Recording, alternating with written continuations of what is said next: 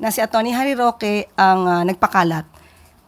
Even before, nakita natin ito sa kanilang rally sa Vancouver, Canada. Ma'am, magandang umaga po. Ma'am, during the TRICOM sa Congress, na-mention yung pangalan ni former presidential spokesperson, Attorney Harry Roque, na nasa likod daw ng pagpapakalat ng pulveron video na allegedly ay si President Marcos. Nakarating na po ba to kay PBBM? Ano po yung naging reaction niya dito? Na isa si Attorney Roque daw. na Siya daw yung nagpakalat. nagpakalat. Hindi na to, bago.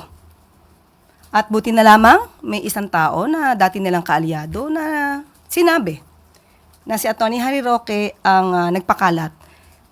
Even before, nakita natin ito sa kanilang rally sa Vancouver, Canada. Siya mismo, si Atty. Harry Roque, ang nag-utos pa sa ibang mga kaalyado nila na ipakalat. At sinabi pa nga niya, sigurado siya na ang Pangulo daw ang nasa video. Kung inyo marirecall ang kanyang mga sinabi doon sa Vancouver, Canada, o sa kanyang, yung kanyang mga sinabi nung sila ay nasa panahon ng balak na ipakalat itong video na ito. At sa mga previous statements din niya, sa mga interview, sinabi niya nga na ang naging daan dito para sa video na ito ay ang kasamahan niyang si Maharlika. Pinasalamatan niya to na it was made possible by Maharlika, this video. So, hindi na po bago ito sa pananaw ng taong bayan kung sino ba talaga ang naging utak o ang nagpakalat ng fake pulveron video na ito. So, does it mean that the President was not surprised when he heard about it?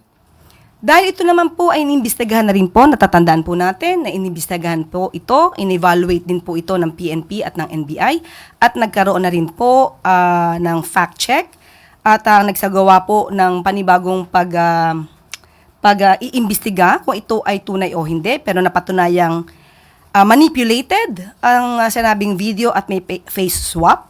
Ito ay galing din sa evaluation ng Deep Fakes Analysis Unit na part of India-based Misinformation Combative Alliance or Combat Alliance.